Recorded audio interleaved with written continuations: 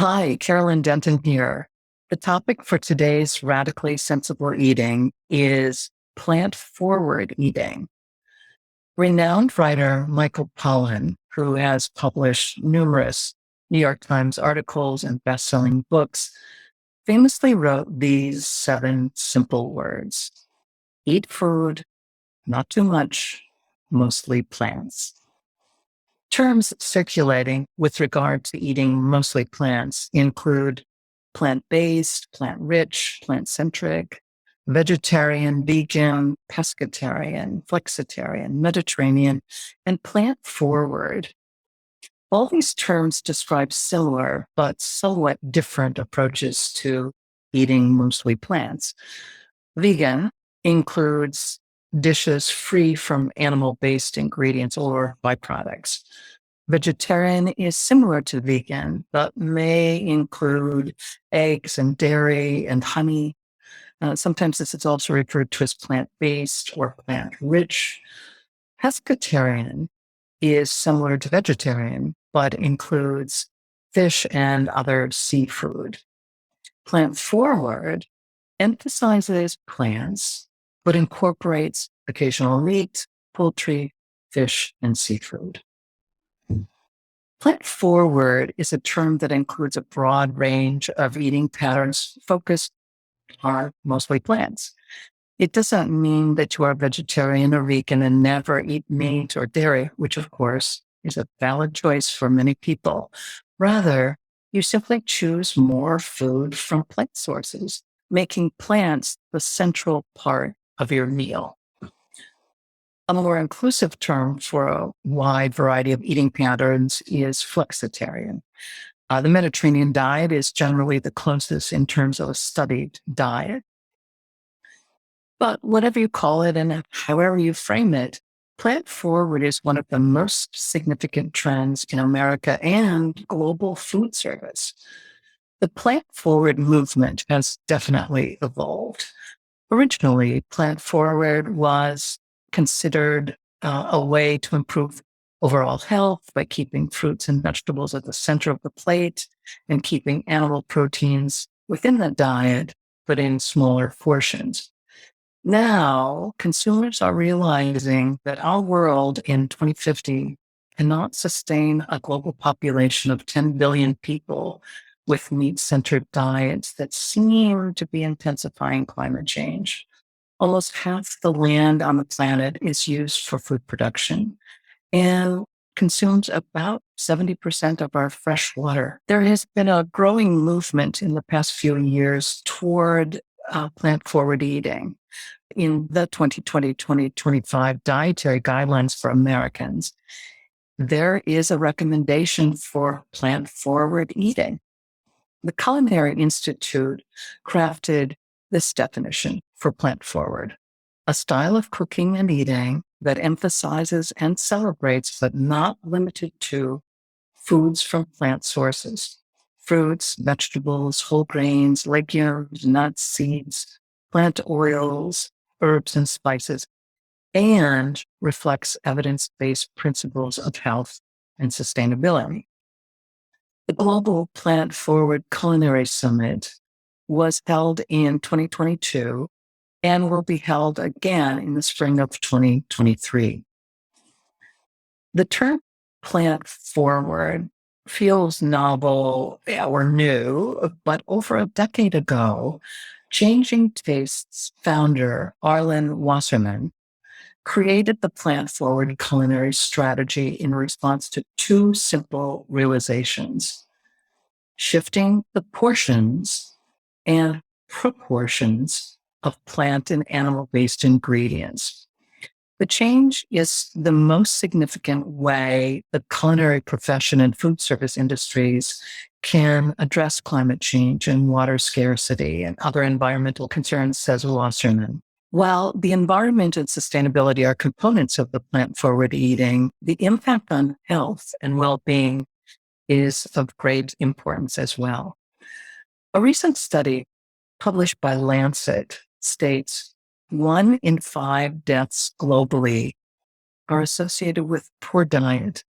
More deaths are caused by diets too low in amounts of foods such as whole grain, fruits, vegetables, nuts, and seeds than by diets with high amounts of foods like trans fatty acids, sugary drinks, and high levels of processed meats. Poor diet is now surpassing smoking as the highest risk factor for death and disability, according to the Journal of the American Medical Association. An important principle of plant-forward eating is the inclusion of plant proteins. Examples of plant protein sources include beans and other legumes like lentils and chickpeas, grains such as quinoa, wild rice, and oats. All nuts and seeds are plant protein. Soybeans, edamame, tofu, tempeh, miso all represent plant protein sources.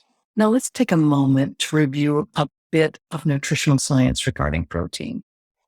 Protein is one of three macronutrients found in food: protein, fat, carbohydrate.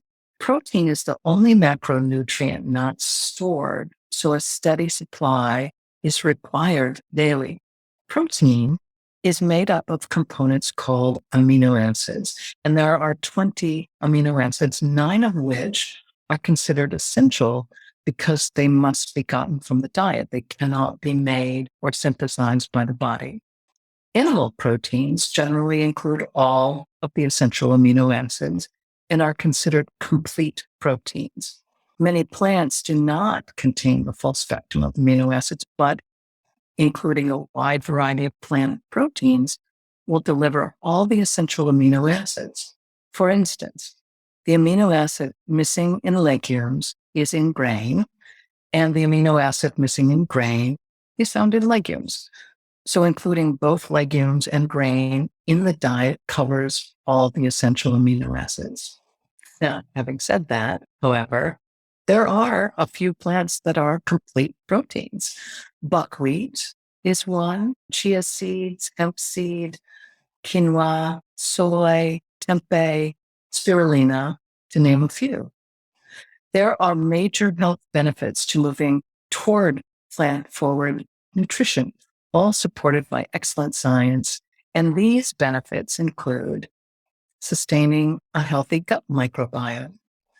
Plants improve immune system function. Eating plants reduces the risk of cancer. In fact, the American Cancer Society recommends we consume 9 to 13 servings of fruits and vegetables daily. Heart health is enhanced by plants and have been shown to lower cholesterol, lower blood pressure, reduce risk stroke. Plants have fewer calories and can be a strategy for weight management. People who eat plant-forward diets tend to be leaner, and the diet makes it easy to lose weight and keep it off. Plants have been studied for blood sugar control, reducing the risk for diabetes, and the average adult requires somewhere between 60 and 80 grams of protein daily.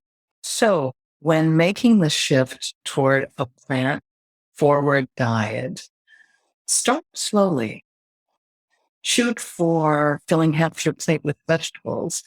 You can swap vegetables for other ingredients. An example might be spiralized zucchini instead of pasta. Lots of greens, even a handful of arugula with a light dressing can be a simple addition. You can stick vegetables in favorite dishes. An example there might be shredded carrots, onions, peppers, and zucchini mixed in ground meat, which allows you to use less meat. Soups are a nice, wonderful source of vegetables. A cup of butternut squash soup or carrot soup with dinner. Try a new vegetable each week, changing them seasonally. Add vegetables to your smoothies. Fresh spinach, avocado, and kale work nicely. Always consider garlic and onions or shallots, as well as herbs like parsley and mint and dill and basil and oregano. All of these add wonderful flavor.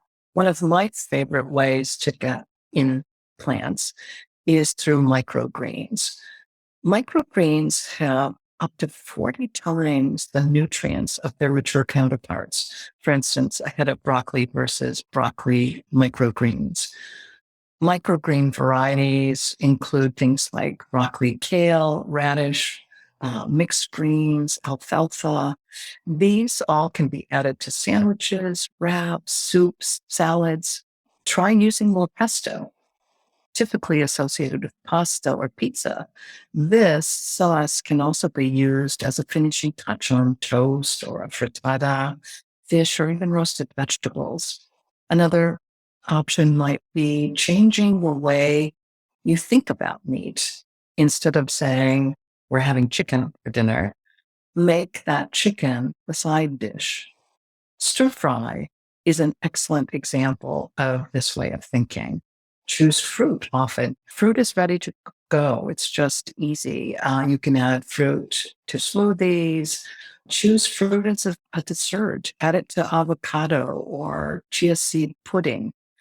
Use fruit as a snack, such as apple slices and almond or peanut butter, and keep frozen fruit handy. You can include more whole grains, wild rice, quinoa, farro, buckwheat. You could have whole grains for breakfast, build bowls around grains and vegetables and legumes. One of my favorite cookbooks is called Bowls, Bowls, and it's put out by America's Test Kitchen. And it's just chock full of wonderful ideas for this plant-forward eating. You can expand plants into your snacking. Good old vegetables and hummus is always a good choice. Raw nuts and seeds with dried fruit, a piece of fruit like apples with nut butter. You want to also begin to explore plant proteins. In addition to what we talked about previously, nutritional yeast has 4 grams of protein per 2 tablespoons. Chia seed has 6 grams, again, adding berries and bananas. Nuts and seeds are a wonderful source of plant protein. 1/4 cup of pistachios contains 6 grams of protein. 1 cup of quinoa has 8 grams of protein. Legumes like chickpeas, beans, and lentils are packed with protein. Just 1 cup of chickpeas contains 15 grams of protein. That's about as much as a chicken breast. All soy and soy products contain around 10 to 20 grams of protein per cup. One idea is you might try omitting meat once a week and incorporate a vegetable protein instead. And as you transition, you might experiment with plant-based meat substitutes. And though these substitutes should not be considered, an absolute alternative for plant proteins, they are a way to retain the essence of your favorite meat recipe. For example, I use Beyond Meat meatballs with a red sauce mixed with tomatoes and peppers and onions, and I put that over spaghetti squash. The Beyond Meat meatballs bake in the oven for about 12 minutes, so it's a pretty quick assembly of a dinner as well. Now, a question I always get asked, do I need to buy organic?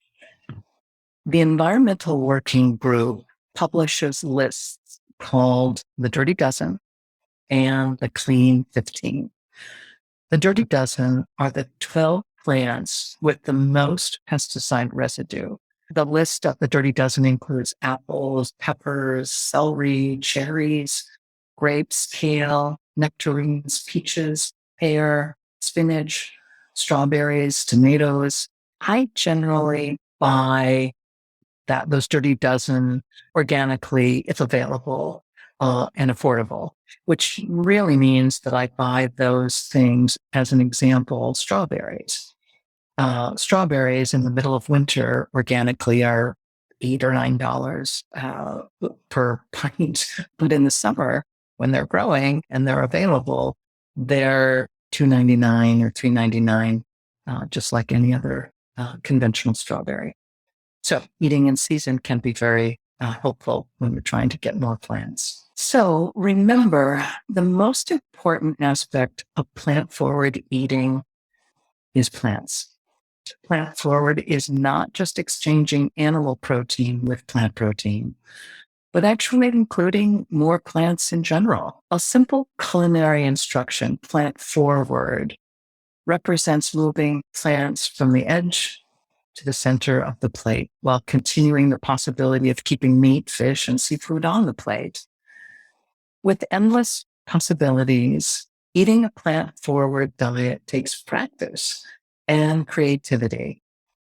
However, the transition into eating more plants is extremely beneficial, not just for a healthy body, but for a more sustainable world. We'll see you next time.